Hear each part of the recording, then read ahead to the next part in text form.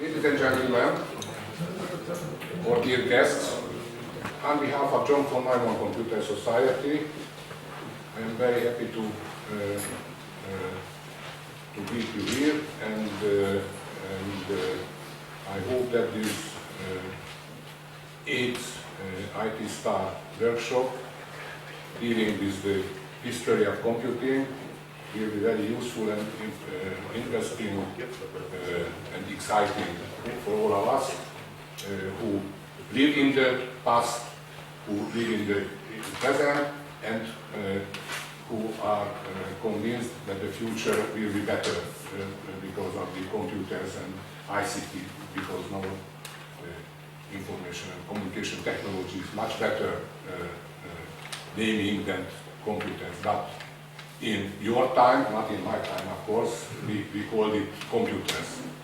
So I greet you, and I hope this day will be very interesting. And let me introduce Mr. Albert Biro, who is chairman of the advisory board of the National Council for Communication and Informatics. And I ask Albert to tell some words about this very important institute and connection. Thank you very much. Please. Ladies and gentlemen, distinguished guests, it's my pleasure to welcome you to the 8th IT Star workshop in the name of the National Council for Telecommunications and Informatics. In the 21st century, one of the most prominent sectors of economic competitiveness is the infocommunication sector. Information technology intervenes our entire lives. Nowadays, any industrial, agriculture, or other service-related investments would be impossible without information technology or ICT innovations.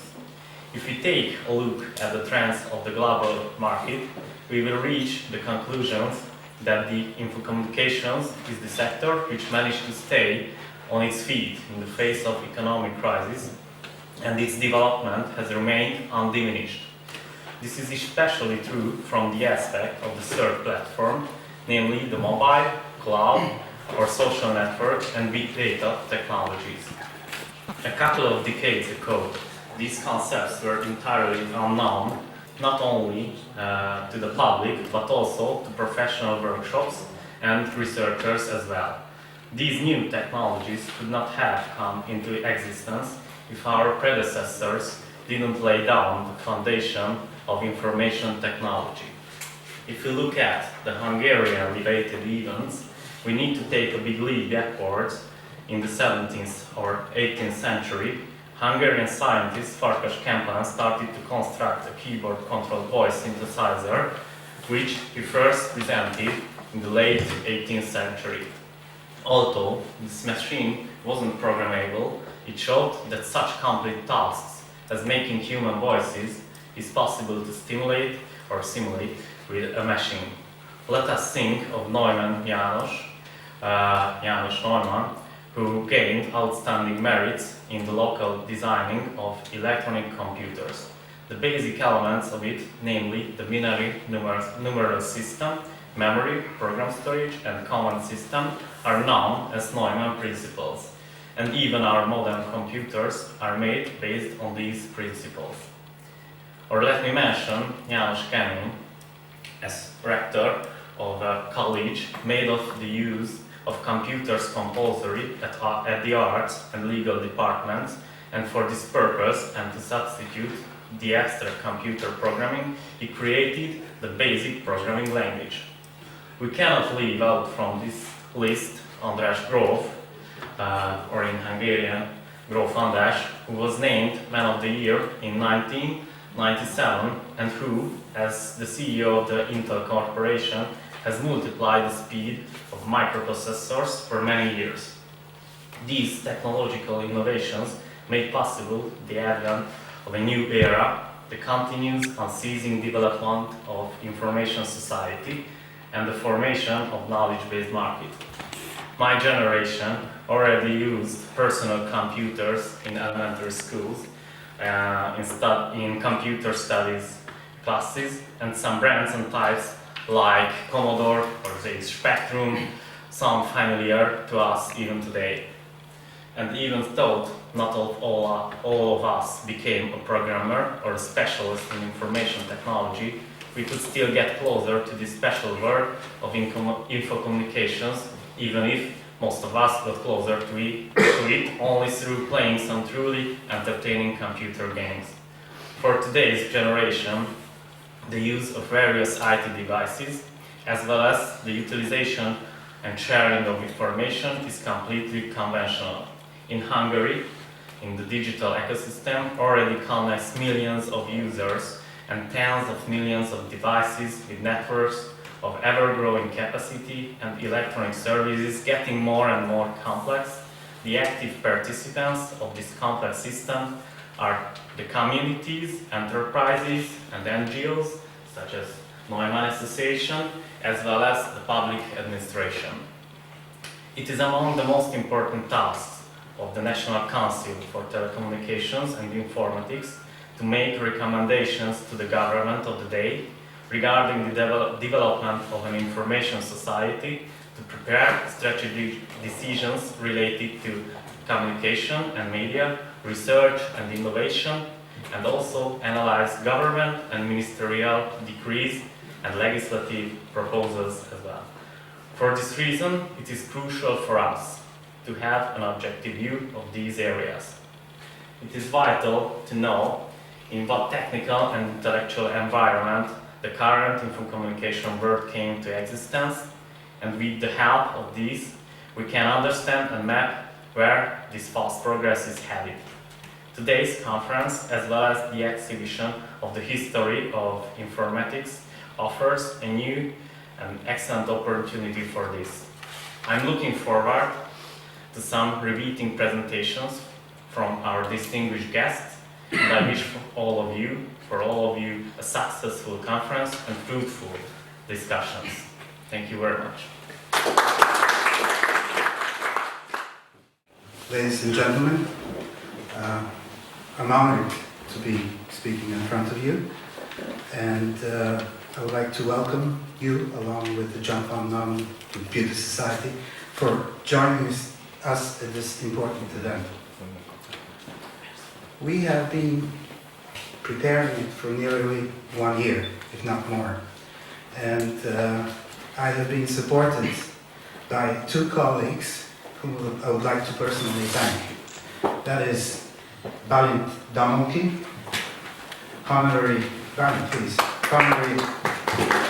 the John von Neumann Computer Society, and the secretary general or managing director of that society, my good friend István Alföldi, who doesn't have to stand here as in front of me. I also take this opportunity to thank our speakers. I've been allowed for nearly 1 year over the internet. You've been receiving my communications. Now it's your turn. And without you, this conference, of course, would not have been possible. So thank you all. And before I concretely move into the more substantial part of our conference, I take this opportunity to share 2, unfortunately, sad news coming from IT Star. The first sad news is about the passing away of Veit Risha. At the initiative of 2 persons in 2001, 4 representatives of 4 member societies currently in IT Star joined us in Portorož. These were the representatives of the John von Neumann Society Hungary, of the OCG, and of ICA, the Italian Computer Society, and of course IFIC was also there. Risha was one of the representatives that was a founding member of IT Star, so I think it is appropriate to mention this here. The other sad news is about the passing of Heinz Zemanek. It's a name that doesn't need any special introduction. He was the president of the IFIP. He was a good representative of the computer field internationally. He had many connections with our region. He is well portrayed here in your exhibition, which we will see. He is a foreign member of the Bulgarian Academy of Sciences. He was an assistant to Dorobnitsin when Dorobnitsin was the president.